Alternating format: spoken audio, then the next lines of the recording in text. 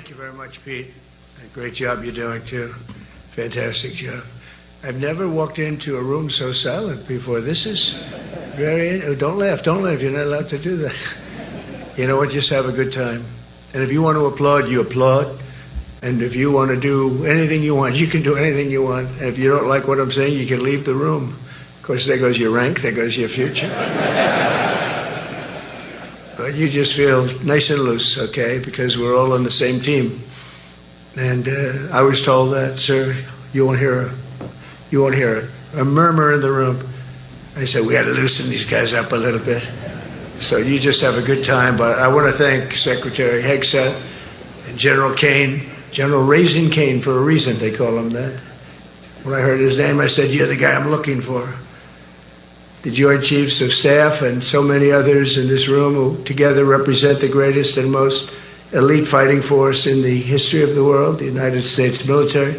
We're very proud of our military. I rebuilt the military during my first term. It's one of the greatest achievements. We had the greatest economy in history, and I built the military. Those are the two things I say more than anything else. And I also kept us safe at the borders. We had very good borders. We didn't have people coming in from jails and prisons and everything like took place over the last 4 years. They'll never forget what happened to this country over the last 4 years with the incompetence.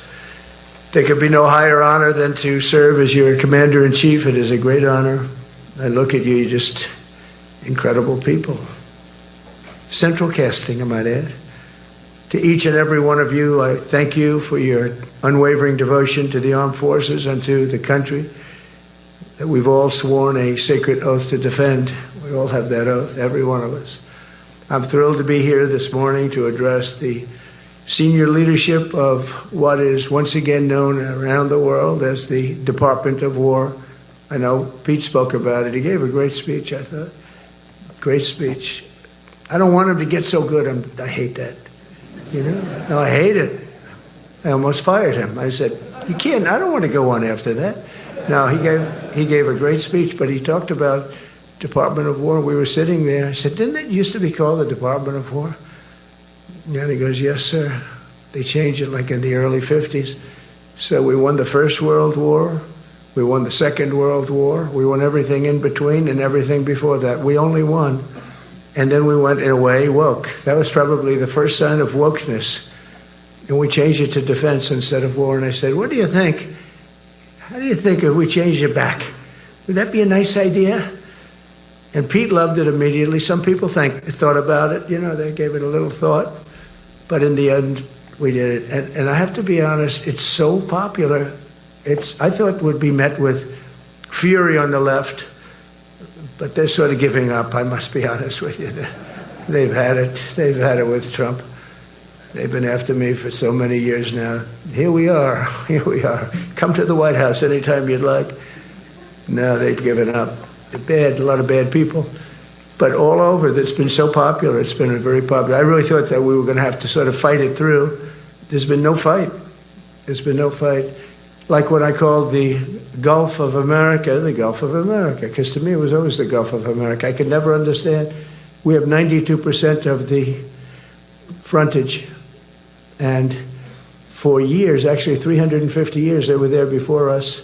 It was called the Gulf of Mexico. I just had this idea. I'm looking at a map. I'm saying, we have most of the frontage. Why is it Gulf of Mexico? Why isn't it the Gulf of America?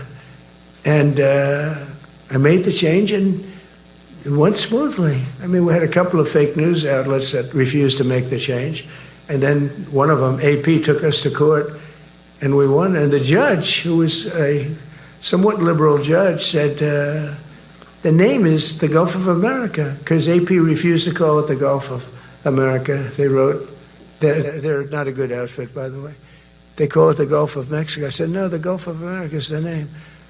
And the judge actually said that, in fact, you can't even go into the room because what you're doing is not appropriate. The name is the Gulf of America. Google Maps changed the name. Everybody did, but AP wouldn't. And then we won in court. How about that? Isn't that so cool?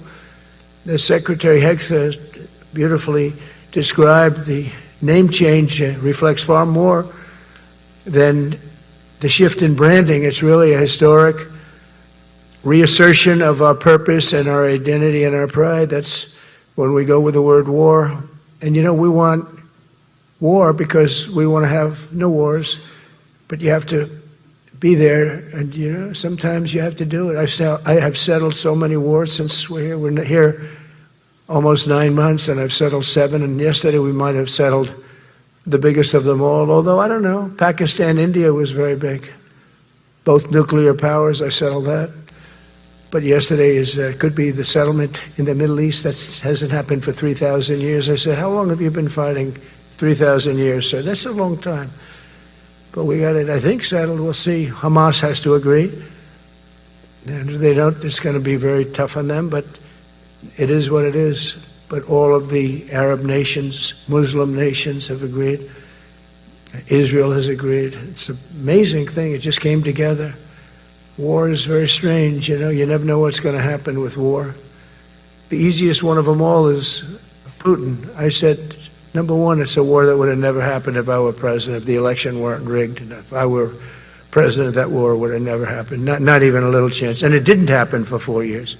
But I knew Putin very well, and I thought that would be easy because I know him so well. Well, that one turned out to be the hardest of them all. We had some that were not settleable, and they all got settled. So if this works out, that we did yesterday with the Middle East, then that's more than a war. That's lots of wars. That's all combined. That's a lot of wars. Many of you were over there in many different capacities in many different countries. That's a big part of the earth. But if that works out, it would be 8+. I'm going to give myself 2 or 3 for that one. And then we just have the one to settle, and we have to settle it up with President Putin and Zelensky. Got to get them together and get it done. But the only way we can do that is through strength. I mean, if we were weak, they wouldn't even take my phone call. But we have extreme strength. We had the horror show in Afghanistan, which is really the reason I think that Putin went in. He saw that horror show by Biden and his team of incompetent people. And that showed, I think it gave him a path in. I wasn't there any longer. I watched that, and it was so horrible. I think it was the most embarrassing day in the history of our country. And now we're back. And that's it. We're not going to have any of that crap happen, I can tell you.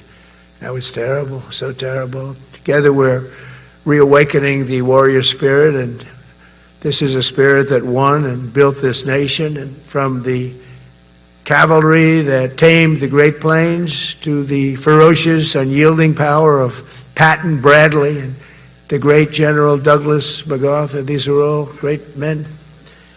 In this effort, we're a team, and so my message to you is very simple. I am with you, I support you, and as president, I have your backs 100%. You'll never see me even waver a little bit.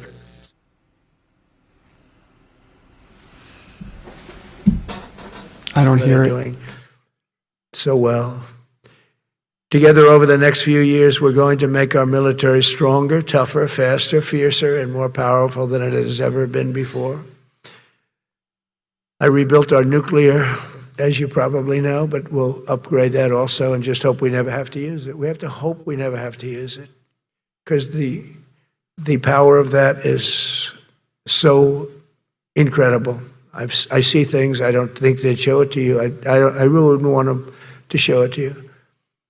But when you see the result of what's left, you never want to use that. Never, never, ever. We were a little bit threatened by Russia recently, and I sent a submarine, nuclear submarine, the most lethal weapon ever made. Number one, you can't detect it. There's no way. We're 25 years ahead of Russia and China in submarines. Russia's actually second in submarines. China's third, but they're coming up. They're coming up. They're way lower in nuclear too, but in 5 years they'll be equal. They're coming up. And you don't have to be that good with nuclear. You could have 1/20th what you have now and still do the damage. That would be, that'd be so horrendous. But I announced that, based on his mention of nuclear, and it was really a stupid person that works for him mentioned the word nuclear, I moved a submarine or two, I won't say about the two, over to the coast of Russia, just to be careful, because we can't let people throw around that word. I call it the N-word. There are two N-words, and you can't use either of them. Can't use either of them. And frankly, if it does get to use, we have more than anybody else. We have better, we have newer, but it's something we don't ever want to even have to think about. But when somebody mentions it, that submarine started immediately thereafter. And it's just lurking, but I'm sure we're not going to have to use it. But it's an amazing, it's undetectable, totally. Ours is, theirs isn't. Theirs are totally detectable. We can detect them easily. We go right to the spot. But we have genius apparatus that doesn't allow detection. It doesn't allow detection at all by anybody above water or below water. It's incredible. We're way ahead of everybody in that and other things. As a result of the exciting renewal of the spirit of our armed forces, and that's what it is. It's really reaching that spirit, unprecedented heights. Over the past 8 months, new enlistments, I'm so proud of this, have surged to record highs, the highest we've ever had. And we used to have recruiting shortages. If you remember, about a year and a half ago, I was at the beginning stage of a campaign, and things came out that you couldn't get people to join the armed forces. And by the way, the police also. Fire department. I always put the fire department in because they're great. They're great. And I got 95% of their vote, too. That helps. When you get 95% of their vote, you always have to mention them. But they're great. And they're brave in our inner cities, which we're going to be talking about, because it's a big part of war now. It's a big part of war. But the firemen go up on ladders, and you have people shooting at them while they're up on ladders. I don't even know if anybody heard that. And I said, don't talk about it much, but I think you have to. Our firemen are incredible. They're up on one of these ladders that goes way up to the sky, rescuing people, and you have animals shooting at them, shooting bullets at firemen that are way up in death territory. You fall off that ladder, it's over. It's over. They don't even have to inspect you when you hit the ground. And you have people shooting bullets at them in some of these inner cities. We're not going to let that happen. So I always mention the firemen because that's actually a big problem we have. They are unbelievable. Like you, they're unbelievable people.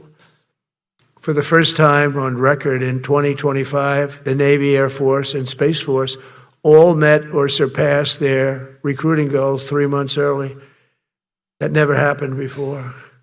And the Army did even better. Congratulations, Army. They met everything. And these were the highest standards because we're making it larger. So these were much higher standards than you had 4 years ago, 3 years ago, during the sleepy Joe Biden era. And the Army did it 4 months early. And you remember, a year and a half ago, they said the big stories that we're way behind with the Army, Air Force, the Navy, the Marines. We're way behind, Coast Guard, and even Space Force. I love Space Force because that was my creation. You know, when you create something, I love it. And the people we put in there were good. I got that right. We put in great people initially, and we've really dominated. We really dominate in that sphere now. We're way behind China and Russia, and now we dominate. Space Force turned out to be a very important thing. I said from the beginning, you know, when Biden came into office, he wanted to terminate it. He said, and this thing called Space Force, so we can get rid of that. And he got hammered by the people in this room for even suggesting it, because it's very important, one of the most important. And as time goes by, it'll get more and more important. But we're now at 106% of our recruiting targets for the year, and that's the best in far more than a generation. And for the Marines, morale is so strong that the Marine Corps will meet its 2026 retention targets before the end of October, which never happens. And that's the earliest it's ever happened in the history of our country. And it makes you feel good, you know. I felt guilty. I'd go make a speech in front of never people like you. You are the leaders, but people, soldiers.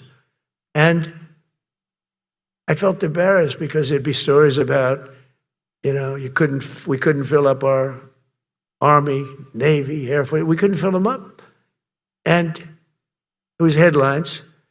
It was during Biden's 4 years, the auto pen. I call him the auto pen. It's, how would you like to have your thing signed by an auto pen? When I have a general and I have to sign for a general because we have beautiful paper, the gorgeous paper, I said, throw a little more gold on it. They deserve it. I want the A paper, not the D paper. We used to sign a piece of garbage. I said, this man's going to be a general, right? Yeah. I don't want to use this. I want to use the big, beautiful, firm paper. I want to use the real gold writing when you talk about the position, and they're beautiful. And, but how would you like to have that where some kid sitting in the back office is having it signed with an auto pen? I thought about it, and I thought about you people first, admirals, generals. I said, somebody works his whole life.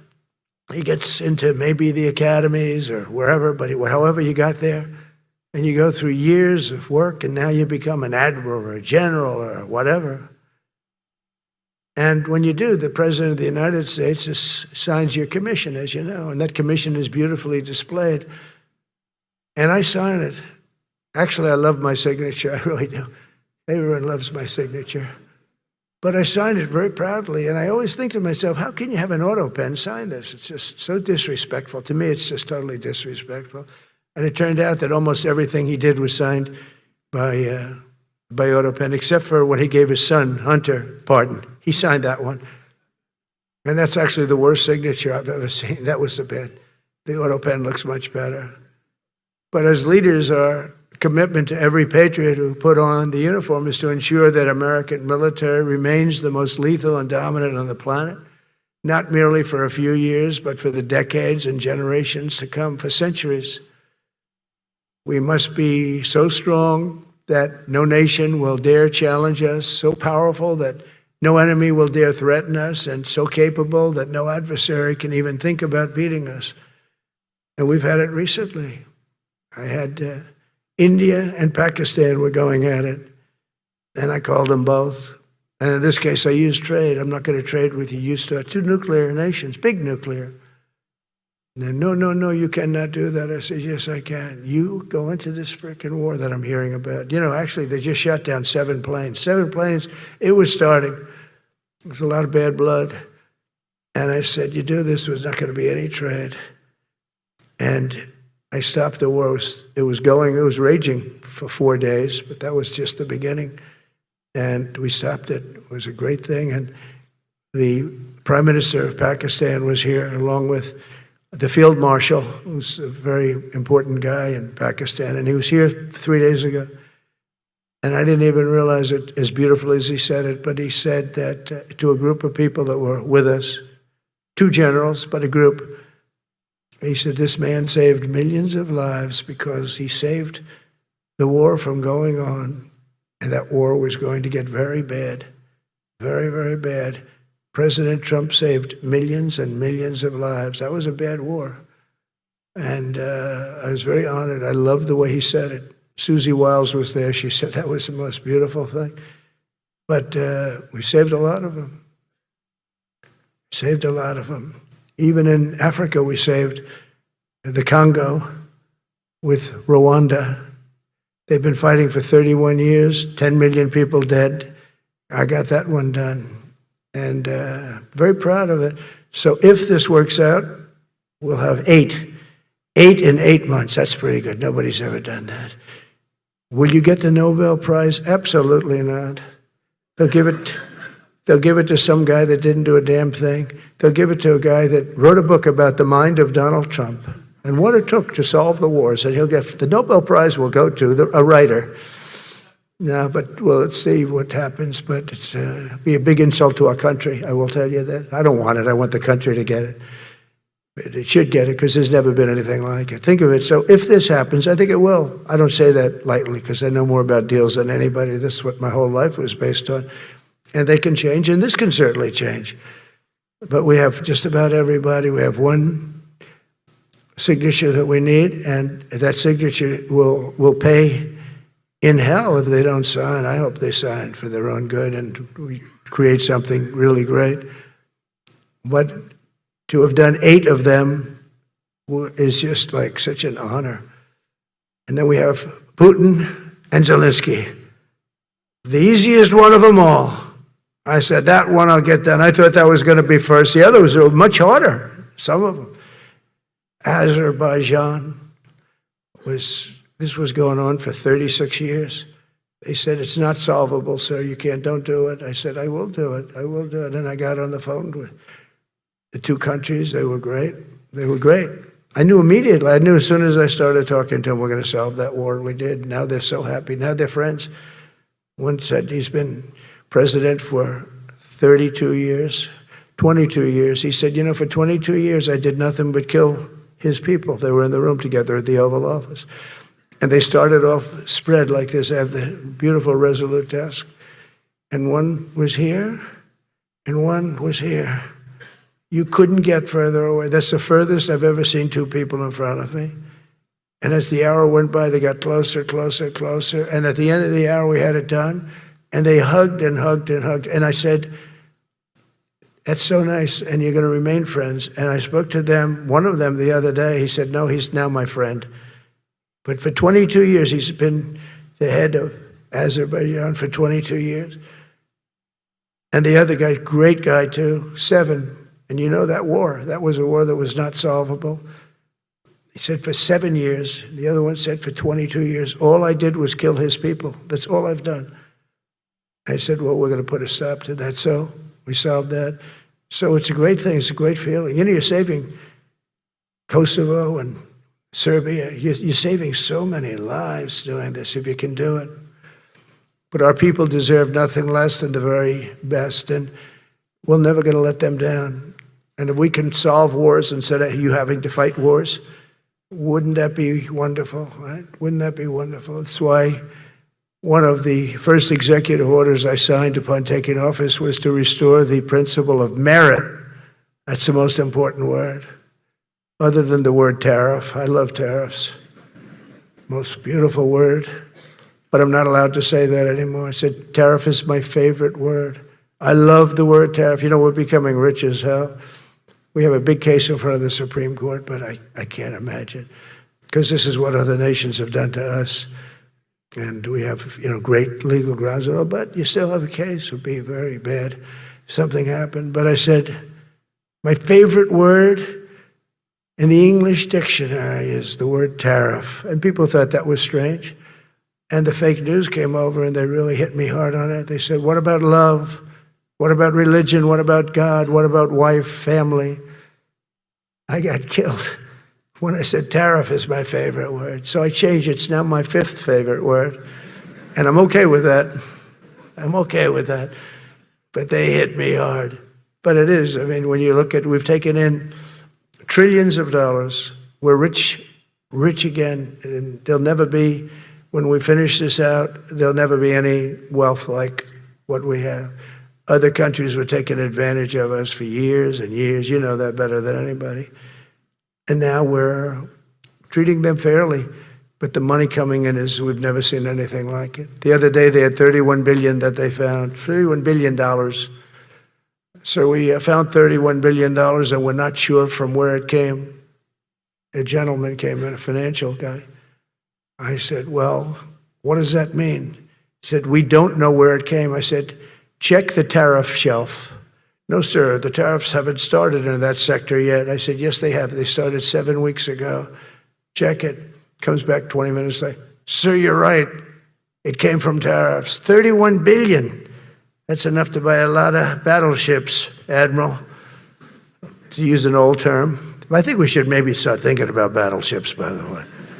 We have a Secretary of the Navy came to me, because I look at the Iowa out in California, and I look at different ships, the old pictures. I used to watch Victory at Sea. I love Victory at Sea. Look at these admirals. It's got to be your all-time in black and white. And I look at those ships. They came with the destroyers alongside of them, and man, nothing was going to stop. They were 20 deep, and they were in a straight line, and there was nothing going to stop them. And we actually talk about, Those ships, some people would say, no, that's old technology. I don't know. I don't think it's old technology when you look at those guns, but it's something we're actually considering, the concept of battleship. Nice 6-inch sides, solid steel, not aluminum that melts if it looks at a missile coming at it. Starts melting as the missile's about 2 miles away. Now, those ships, they don't make them that way anymore, but you look at it and your secretary likes it, and I'm sort of open to it. And bullets are a lot less expensive than missiles. A lot of reasons. I should take a vote, but I'm afraid to take that vote because I may get voted out on that one. But I tell you, it's something we're seriously considering. There were powers. There were big powers. They were just about as mean and scary as you could be. And so we're looking at that. One of the biggest cases that we won was the decision of the United States Supreme Court to allow us to proceed on the word merit. Merit. So those two words are right up there. So this is, I would say, the opposite if you ask for a definition, the opposite of political correctness. We went through political correct where you had to have people that were totally unfit to be doing what you're doing for many reasons. I won't get into them.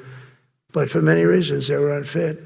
Now, it's all based on merit. That was such an unbelievable decision. I didn't expect we were going to win that one. We went in.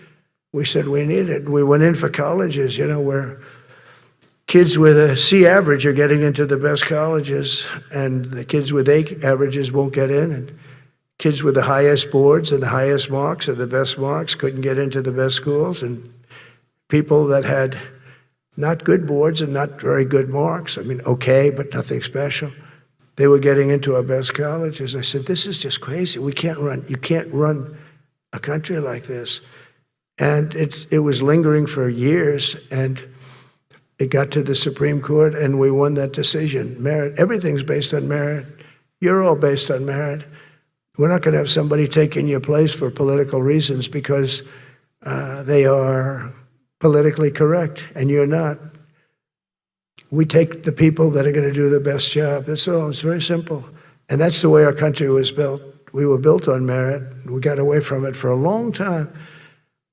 And everyone understands it. And it was done. It was approved. I give great credit to the Supreme Court because I thought they had tremendous courage. I didn't think they'd do that. That was tremendous. I give them maybe for that decision almost more than anything because it's a hard decision to make. It's really hard. The apparatus of our country was not set up for merit. It was set up for political correctness. And you can never be great if you're going to do that. And we're going to be greater than we ever were before. We're bringing back a focus on fitness, ability, character, and strength. And that's because the purposes of American military is not to protect anyone's feelings. It's to protect our republic. And it's the republic that we dearly love. It's to protect our country.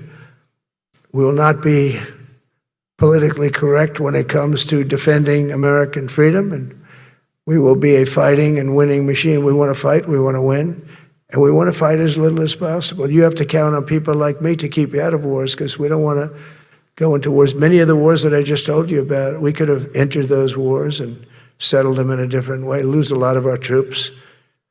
And we could have settled them, I guess, differently. Maybe not, actually. Actually, you might not have been able to settle them. We just would have been in the middle of a lot of firepower. But when we do need it, you're going to be so ready. And you know it. But very importantly, with that goal in mind, I've committed to spending over $1 trillion on our military in 2026, and that's the most in the history of our country. $1 trillion. That's a lot of money. I hope you like that. Ma'ams and sirs, I hope you like it. That's a hell of a lot of money. We have the best of everything. Every branch is seeing major investments, and as I announced in the Oval Office in March, we are rapidly moving forward with the first ever 6th generation fighter jet. I didn't name it. I did not name it. Boeing came in and they said, sir, this is our submittal. It's the greatest fighting jet ever done. And, you know, they're testing all these planes. All the companies are testing, and this one tested like through the roof. And they said, we'd like to name it the F-47. I said, all right, let me think about it. Then after thinking for about 2 seconds, I said, okay. You know, that means 47, I'm 47. So I'm 45, 46, and 47, you know, if you think about it. I just don't want the credit for 46.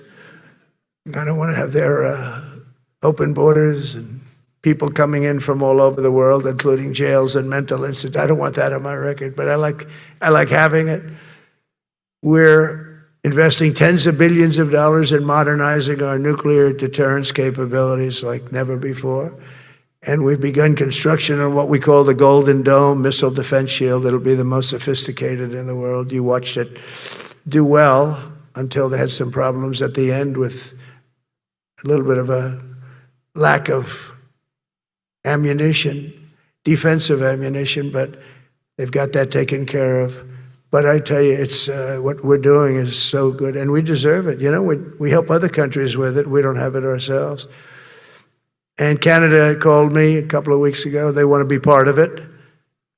To which I said, well, why don't you just join our country? You become 51, become the 51st state, and you get it for free. So I don't know if that made a big impact, but it does make a lot of sense. It actually makes, because they're having a hard time up there in Canada now, because as you know, with tariffs, everyone's coming into our country. We have more investment than we've ever had before, $17 trillion coming in. As an example, in 4 years, Biden didn't have $1 trillion. We have 17 trillion more than that in 8 months coming in. And they're coming in from Canada, Mexico, from Europe, from all over. AI, auto plants. Everybody's coming back to the United States. Under my budget, we will be expanding the U.S. Navy by at least 19 ships next year, including submarines, destroyers, assault ships, and more. And it's going to be much more than that as we go along, because we basically don't build ships anymore. We do build submarines, but we don't build ships.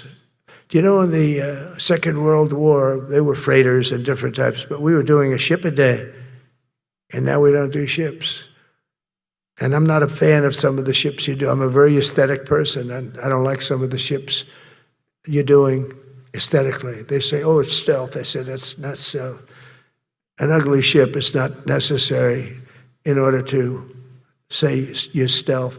By the way, the B-2 bombers were incredible. That is stealth. They went into that. I was with General Kane and Pete were in we call it the war room, but we're watching them go in, and they were totally untouched. They were not seen. They were literally not seen. They dropped their bombs. They hit every single one of them, hit its target. It was total obliteration.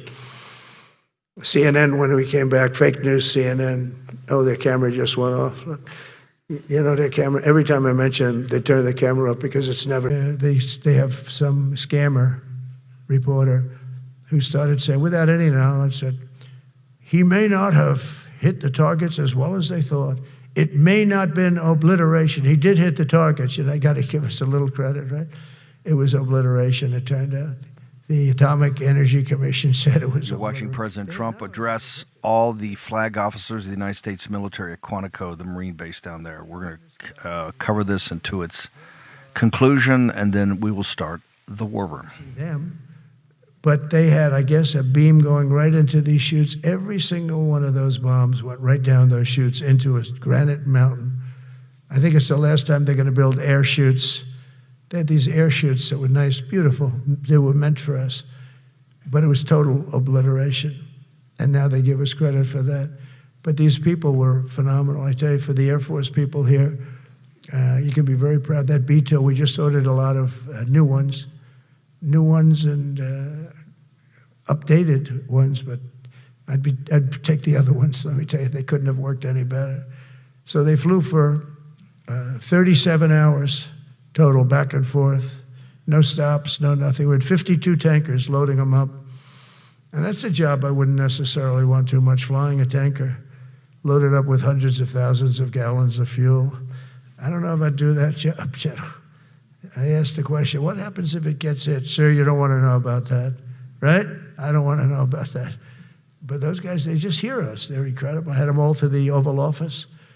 We had the B-2 pilots and a lot of the people, even the people that took care of them, the maintenance people, just as important. We had them all to the White House, gave them a big party on the lawn, brought some of them into the Oval Office. But on top of all this, we'll deliver a hard-earned pay raise of 3.8% to every soldier, sailor, airman, Coast Guardsman, Space Guardman, and Marine, something you weren't getting from the past administration. They did not treat you with respect. They're Democrats. They never do. Not only are we rebuilding our great strength, but for the first time in years, my administration is actually using that strength to defend the core and vital interests of America. And very simply, we are putting America first. And I have since I've been elected. I've always put America first. It's sort of simple, you know, when you think. My campaign was run on common sense, and we did great. We got the highest numbers ever received in terms of districts. You know, they have it broken up, 2,500 versus 525. We won every swing state. We won the popular vote. We won everything. We won everything. You have to take a look at the map. It's almost entirely red, except there's a little blue line on each coast, and I think that's going to disappear too. We did really great, and part of it is because of our success with the military, the rebuilding of the military, the vote that I got from the military, and they're vicious people, you know, that we have to fight, just like you have to fight vicious people. Mine are a different kind of vicious, but they spread all these horrible, you know, they made up statements and said what I said about everything, but even about the military. But fortunately, the military didn't believe it. It's hard. You know, they make up a statement and they said, you say it. We had 25 people that said he never said that. 25. We had 25 affidavits. And they said, well, we're going with it anyway. You know, these sleazebags. And it's why the press is really losing all power, because people aren't believing it. We need an honest press. We need borders. We need borders. We need an honest press. We need fair elections. I mean, those three things. And we don't have an honest press. We have a really corrupt press, but we fight through the corrupt press. And the people understand you have to do this stuff a lot. You have to go on television a lot because you can't get a fair shake if you're going to rely on somebody else. They don't understand. They've destroyed the image of media now is at the lowest point it's ever been. It's lower than Congress. Can you believe that? It's something. But together with many of you in the room, we've brought back the fundamental principle that defending the homeland is the military's first and most important priority. That's what it is. Only in recent decades did politicians somehow come to believe that our job is to police the far reaches of Kenya and Somalia, while America is under invasion from within. We're under invasion from within. No different than a foreign enemy, but more difficult in many ways because they don't wear uniforms. At least when they're wearing a uniform, you can take them out. These people don't have uniforms. But we are under invasion from within. We're stopping it very quickly. After spending trillions of dollars defending the borders of foreign countries, with your help, we're defending the borders of our country from now on. We're not going to let this happen. Biden let people come in from prisons, mental institutions, drug dealers, murderers. You know, we had 11,488 murderers allowed into our country by this guy who had no clue. He had no clue. He shouldn't have been there in the first place, but he had no clue. The people that ran the office, the White House, were people that surrounded him, radical left lunatics that are brilliant people, but dumb as hell when it came to policy and common sense. And they allowed people from all over the world, from the Congo. They opened up prisons in the Congo. They came into our country totally unmatched, unvetted, unchecked. And from all over, South America, not just South America. You know, you think South America, no, but from all over. A lot came in from Venezuela. Venezuela emptied its prison population into our country. That's why they have Tren de Aragua, one of the worst gangs ever. But we took care of them. We took good, strong care of them. And I just want to thank the National Guard in Washington, D.C.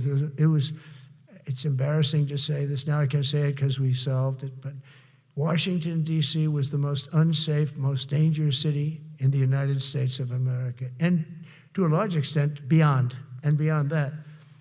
You go to Afghanistan, they didn't have anything like that. You go to countries that you would think there's problems, they didn't have that. And now Washington, D.C., after 12 days of serious, serious intensity, we took out 1,700 career criminals. If you have 5 career criminals, they can make your numbers look very bad because they'll commit many crimes a day. But we took out 1,700, and they took them out. There was no doubt who the boss was. They did an unbelievable job. Then they started even cleaning. I said, I don't want them doing that, sir. They were cleaning it up.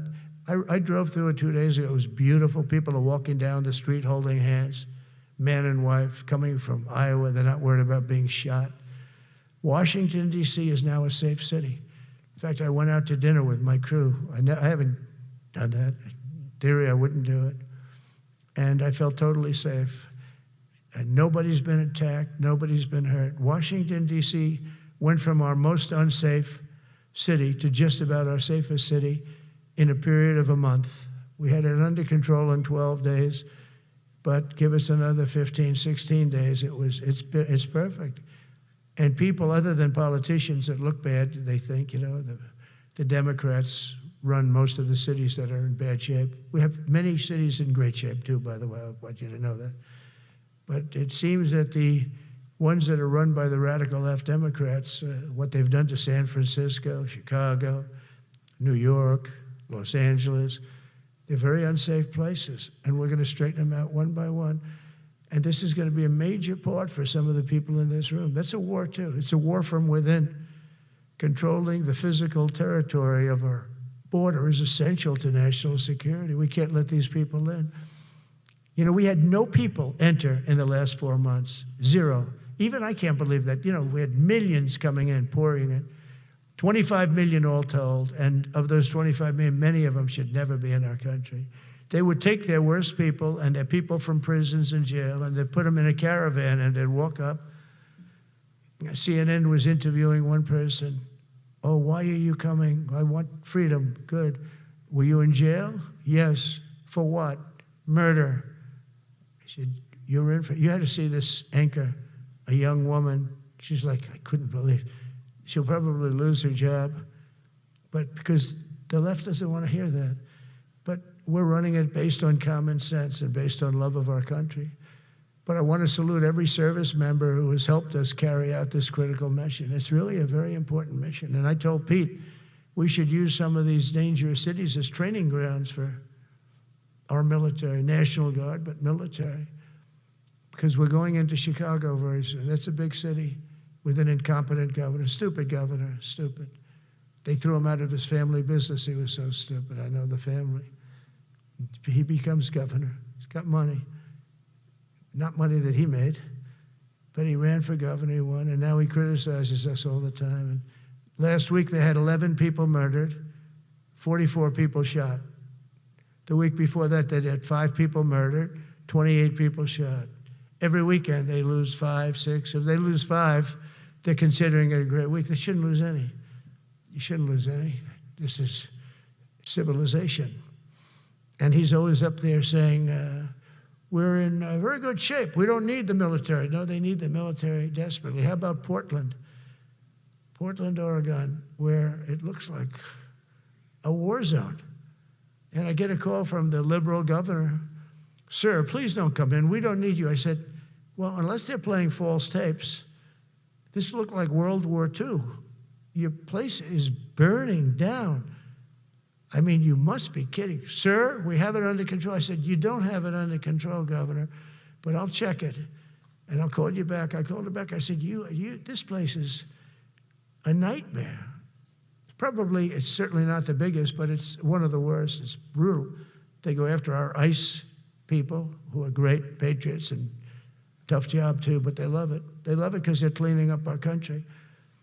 And so you look at some of the things where they took over parts of Seattle. They actually took over a big percentage of Seattle.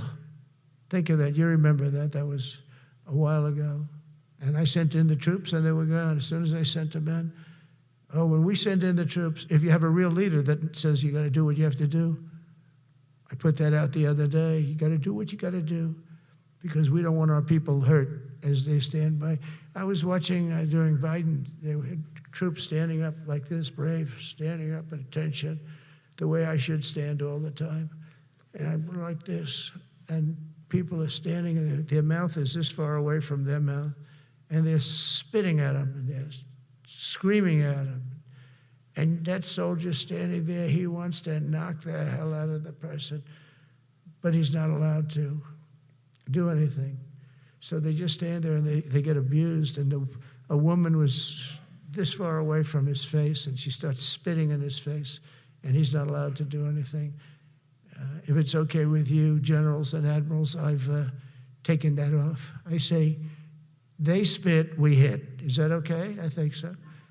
They spit, it's a new thing. They spit, we hit. How about the cars where the cars are coming out? They get brand new cars, Border Patrol, ICE, beautiful, nice new cars. And they're driving along and they have to go through a gauntlet of rocks being thrown at the car. So here's this beautiful brand new car. By the time it goes 100 yards, it's destroyed. These guys have pretty good arms, some of them. And they're throwing bricks at full force into the window and into the car. It looks like it's a war zone.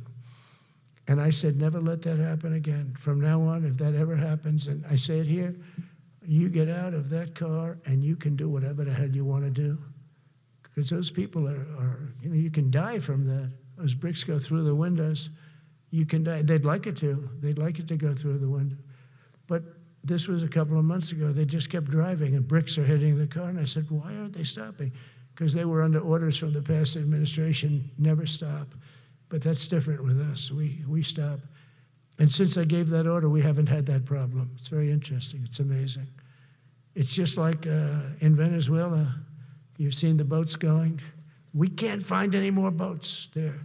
They're carrying drugs, massive. Every boat kills about 25,000 people. That's what they have. They had fentanyl mostly and a lot of other drugs.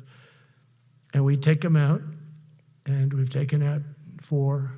So, and it's on air. Everybody gets to see it. Not that we like to do that, but every boat kills 25,000 on average. 20. Some people say more. You see these boats, they're stacked up with bags of white powder. That's mostly fentanyl and other drugs too. And now we have a problem. General Kane said, sir, there are no boats out there. Not even fishing boats. They don't want to go fishing. I don't blame them. There'll be no fishing today. But it's amazing what strength will do, because all we want to do is stop drugs from flowing into our country. It's destroying. We lost 300,000 people died last year. Everybody knows friends, many friends probably, that you lost a child, or adults too, but you lost a son or daughter because of what's coming into our border. And we're making it very hard. Oh, and we haven't even started yet. Last month I signed an executive order to provide training for a quick reaction force that can help quell civil disturbances. And this is going to be a big thing for the people in this room, because it's the enemy from within, and we have to handle it before it gets out of control. It won't get out of control. Once you're involved at all, they all joke. They say, oh, this is not good. You saw it in Washington. We had gangs of Tren de Aragua, 10, 12, 15 kids. And these military guys walk up to them, and they treat them with disrespect, and they just got pounded. They just got pounded. The gang just pounded, then thrown into paddy wagons and taken back to their country. Some are so dangerous we don't want to even do that, because we don't want to. Some of stone cold murderers, we don't have the confidence, even though they're not coming back very easily. We don't have the confidence. We put them in jails. But these service members are following in a great and storied military tradition, from protecting frontier communities to chasing outlaws and bandits in the Wild West. And our history is filled with military heroes who took on all enemies, foreign and domestic. You know that phrase very well. That's what the oath says, foreign and domestic. Well, we also have domestic. George Washington, Abraham Lincoln, Grover Cleveland, George Bush, and others all use the armed forces to keep domestic order and peace. Many of our leaders used the military to keep peace. Now they like to say, oh, you're not allowed to use the military. And you know what the people say? The people in those cities where they're being raped and shot and beat up, you know what they say? We love the military. You ever see where they interview the people on the street? I've never seen somebody say they don't, unless they're radical and paid off, because a lot of these insurrectionists are paid by, whether it's Soros or other people, but they're paid by the radical left. So today I want to thank every service member from general to private who has bravely helped us secure the nation's capital and make America safe for the American people. It's amazing. The whole world is watching.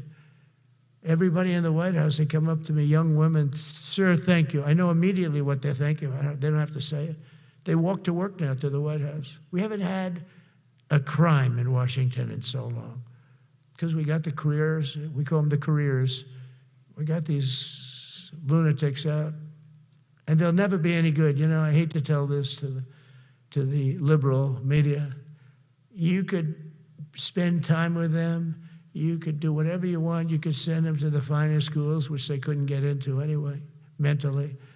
They couldn't get in, but no matter what you do, they'll never be good. They're bad. They're career criminals. I don't know, maybe they were born that way. Some people don't like me to say that, but maybe they were. Certainly some were. Together with the leaders here today, we're also restoring a needed focus on defeating threats in the Western Hemisphere. Throughout this region, cartel terrorists have been allowed to wage a relentless campaign of death and destruction on our country, all because we had weak leadership on top. And we did a great job with it first term, but this is something else what we're doing now. We're taking it to the next level, probably next level times 3. But we had COVID come up, and we had to take care of that. We did a great job with COVID. We had the therapeutics. It's just Regeneron, so many things we did for COVID, but we had to focus on that, and every other country in the world was being decimated by COVID. So we had to change gear a little bit to take care of that. But under our leadership, the military is now the knife's edge in combating this sinister enemy. We have to put the traffickers and cartels on notice, and we've done that. And we put them, a lot of them, we've called them a terrorist organization, which is actually a big thing to do. Nobody's done it, but I've done it with a lot of them. It gives you a tremendous advantage. If you try to poison our people, we will blow you out of existence, because that's the only language they really understand. That's why you don't see any more boats on the ocean. You don't see any boats. Around Venezuela, there's nothing. As president, I will never hesitate to defend our people from threats of violence, from the horrible plague that's taking place from within. The Iran nuclear power, the Iran, all of the great power that we thought existed, we blew it out to kingdom. We took advantage of it, and we just really took advantage of it, and it was a beautiful thing to see, and that's what military power can achieve. That's why I chose Raising Cane. He's fantastic, by the way. I hope you all agree. If anybody disagrees, could I please have your hand? Who disappears at Raising Cane is no good? Just raise your hand. I don't see any hands raised. All right. That means you're okay. That means that he's okay now, but I saw his results. You know, he took out ISIS. I was told it was going to take 4 years. It took 4 weeks. I went to see him, and he took him out in 4 weeks, knocked him out, knocked him to hell. And I was told by military people it was going to take 4 to 5 years to do it. And I don't even know if we'll have it then, sir. These were the Washington generals. I call them the television generals. But Raising Cane did it in 4 weeks, took out 100% of the ISIS caliphate. As a result of these actions and many others since my inauguration, we're witnessing the triumphant return of peace through strength. We have great peace through strength. America is respected again as a country. We were not respected with Biden. They looked at him falling downstairs every day. Every day the guy's falling downstairs. He said, it's not our president. We can't have it. I'm very careful, you know, when I walk downstairs, like I'm on stairs, like these stairs, I walk very slowly. nobody has to set a record. Just try not to fall, because it doesn't work out well. A few of our presidents have fallen, and it became a part of their legacy. We don't want that. You walk nice and easy. You don't have to set any record. Be cool. Be cool when you walk down, but don't bop down the stairs. So one thing with Obama, I had zero respect for him as a president, but he would bop down those stairs. I've never said, da-da, da-da, da-da, bop, bop, bop. He'd go down the stairs, wouldn't hold on. I said, it's great. I don't want to do it. I guess I could do it. But eventually, bad things are going to happen, and it only takes once. But he did a lousy job as president. A year ago, we were a dead country. We were dead. This country was going to hell. We were dead in every way, from immigration to military. We didn't have the weapons. We were given everything to Ukraine. We had nothing. And by the way, I have to tell you, now, as you know, I went over and I met with NATO, and NATO raised from 2 to 5, which everyone said 5% of GDP. Millions and now trillions of dollars are pouring in. They didn't pay the 2% because they know we were there to pay it. And now they paid the 5%. That's trillions of dollars. And we're not spending any money on that war, not 10 cents. We sell our equipment to NATO. NATO pays us for the equipment, and they give it to Ukraine or whoever they give it to. They can keep it, but we're not involved. We have no money going out. Biden gave $350 billion, not sustainable, $350 billion. And we have a war that should have never started. But we're not doing that anymore. So I just want you to know we're selling equipment. Our people are buying equipment. They are buying the equipment at full price, a fair price. So I don't want to say we're making money, because I don't want to be making money on a war. It's too many people dying. They're losing 7,000 soldiers a week. A lot of them are Russian soldiers, but between the two countries, mostly soldiers, by the way. Sometimes, in Kiev, they'll lob a missile in, or some drones in, kill some people. But mostly it's soldiers. Russia and Ukraine are losing 7,000 souls. And they're not American, they're not us, they're not you, or have a special obligation. But they're soldiers, they're young people, they leave their parents, they wave goodbye, and then 2 days later they're blown up so unnecessarily. And so that's the primary reason I want to get it done. We got to get it done. It's crazy what's going on. That's the worst war that there's been since World War II. The number of soldiers that are being killed there is just crazy. From 5,000 to 7,000 soldiers die a week. Think of that. So I think we'll get that done, but that's turned out to be the toughest one. I'm so disappointed in President Putin. I thought he would get this thing over with. He should have had that war done in a week. And I said to him, you don't look good. You're 4 years fighting a war that should have taken a week. Are you a paper tiger? And it's a shame, but I think eventually we'll get that one done, just like in theory, I want to knock on wood, because you never know. It's like we're going to have the Middle East done, which is actually a much harder thing to do. I mean, thousands of years, but we have to get that war done. So now just think of it, we're a dead country. I was with the King of Saudi Arabia, a great guy. I was with the Emir of Qatar. I was with the great leadership of UAE. I was over there. We brought back $2 trillion and more. They ordered 200 planes, Boeings. They ordered so much, and they were great. But they all said essentially the same thing. They said, 1 year ago, you were a dead country, and now you're the hottest country anywhere in the world. We're the hottest country in the world right now. The absolute hottest country in the world. There's nobody even close. Putin said that to me. We met in Alaska, had a good meeting. Then he went back and started sending drones into Kiev. I thought we had a good meeting. But it's one of those things. But we were a dead country a year ago, and now we're the hottest country anywhere in the world. Think of that. You can be proud of that. And you must have felt like hell when you have a wife or a husband at home, and you used to read the numbers that we can't get people to join the Army, Navy, Air Force, Marines, Coast Guard. you must have felt like, I have a job that nobody wants. That doesn't feel good. Well, now you have a job that is brimming over with people wanting it. They want it. And you're able to get a much higher quality because now you have your choice. You want so many. And we're going to have many, many people that aren't going to be able to join because of the fact that we don't need them at this moment. But think of it, what a difference that is from, I could just imagine 2 years ago, you're reading front page articles in the New York Times, of course, and Wall Street Journal. They always give us unfair stories. But they played it so big. They were playing it so big. Nobody wants to join the Army, the Marines, the Air Force. They don't want to join. They don't want to join the Coast Guard at all. Nobody wants to join. Nobody wants to join our police forces. Our police forces also. It's almost went hand in hand.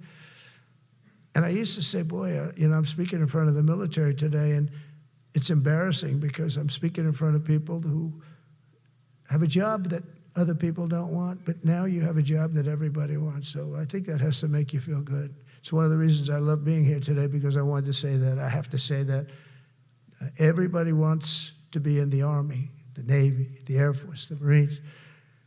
If you think the Coast Guard and Space Force, our beautiful Space Force, it's a whole different world. And now they're signing up, by the way, seriously big numbers for the police. Dangerous job, isn't it? Huh? Fire department.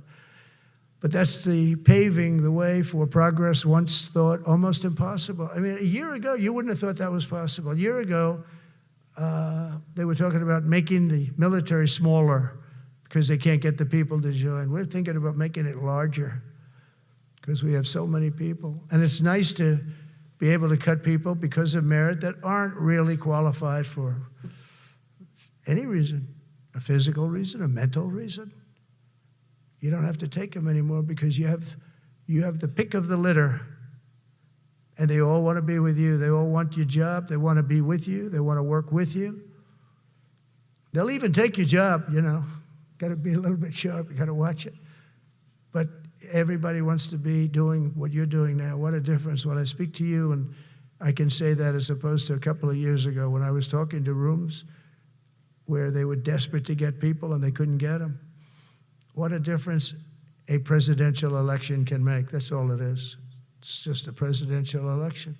Yesterday at the White House, we put forward a plan for peace in Gaza. We announced it, and we're going to create something that was my idea, but unfortunately I got drafted.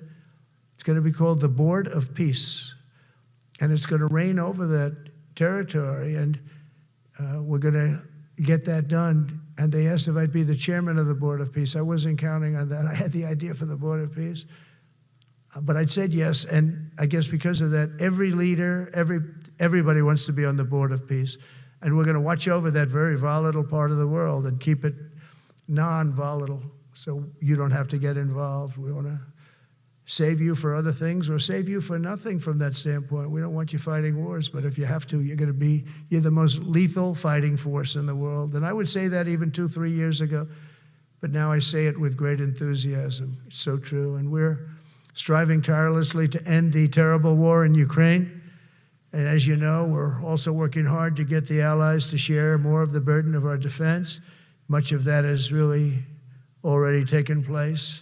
But all NATO members have committed to the increase that I talked about. Think of that. That was unthinkable. It used to be 1%, then we got it up to 2% in my last term. And they did not like it. And now I got it to 5%, and I get along great with all of them. In fact, they call me the president of NATO. I said, I don't think so. But they're great. They're great people, and they're spending a lot of money, and a lot of money that they should have been spending in the past. But I think Putin was a wake-up call for them, really. We're now selling large quantities of American-made weapons to NATO, and we're getting really fair pricing. We're making a lot of money. It's my hope that from Europe to Asia to the Middle East, our allies will make similar commitments to increase their military capabilities. And this will greatly strengthen our alliances, and also it'll make war far less likely. If you're a strong presence like we are such a strong presence now. And I go around bragging about that. I said, we have the strongest military anywhere in the world. I say it. You never heard Biden say that. You never heard him say anything. But you never heard him say, did you ever hear him say, we have the strongest military? He doesn't say that. I say it. We have the strongest military anywhere in the world. We have great leadership. And I'll tell you, Pete and General Kane, and all of the people that I've met that have been lifted up in rank. And we got many of them out of here, too. I'll be honest with you. Didn't like doing it, but we got many of you out of here because we weren't satisfied. We know everything about everybody. It'll also help the United States rapidly rebuild our defense industrial base. Each of you can play an important part in getting allies to do their part. So to that end, Secretary Hegseth will soon be announcing major reforms to streamline military acquisitions and expedite foreign military sales. We have tremendous numbers of countries that want to buy our equipment, and in many cases, it takes too long. They have backlogged. We're backlogged on all the equipment, which is something that's new to us a little bit. And I told those companies, you better get your ass going because we're selling you a lot of equipment. We're getting countries to buy your equipment. You got to produce the equipment. Some of the countries, I'm not going to mention, but some of the countries are buying a lot. And that's a good thing. They're on our side 95%. I'll never say 100% because it can always turn, right? You know about that. But they're on our side. The problem is we have to get the companies that make this equipment, and we make the best equipment in the world, but they got to make it faster. We have orders for the F-35. We have orders for everything. The new F-47. We have orders for everything. They got to make it faster, a lot faster. Ammunition they have to make faster. In the coming months, we'll be making even more historic announcements to fully embrace the identity of the Department of War. I love the name. I think it's so great. I think it stops wars. The Department of War is going to stop wars. If we are as ruthless and relentless as our enemies, the United States Armed Forces will be totally unmatched in the future. We have a group of enemies that are very ruthless and very smart, but they can't match us. They can't match us. They don't even come close to matching us. Again, it's very important for me to say we have the greatest military in the world, but we make the best equipment in the world. I watched our anti-missile missiles. I watched our Patriots just knock things out like a needle, hitting another needle on the stage. There's a needle up there, and you send another needle up, and it hits it every time. During the war, we went 14 for 14. We had 14, this is with Iran, we had 14 missiles coming at us. All 14 were knocked out of the sky, every one of them. We make the best equipment. From Sparta to Rome, to the British Empire, to the United States of America, history has shown that military supremacy has never been simply a matter of money or manpower.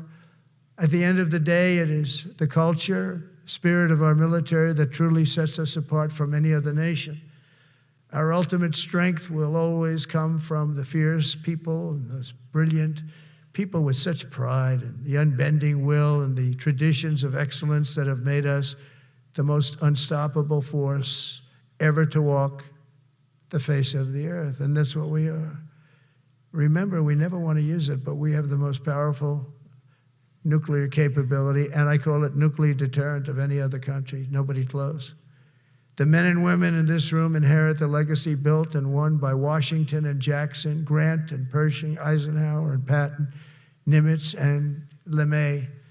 We carry forward the majestic military heritage passed down from father to son, soldier to soldier, and one generation of warriors to the next. You are warriors, you know that, right?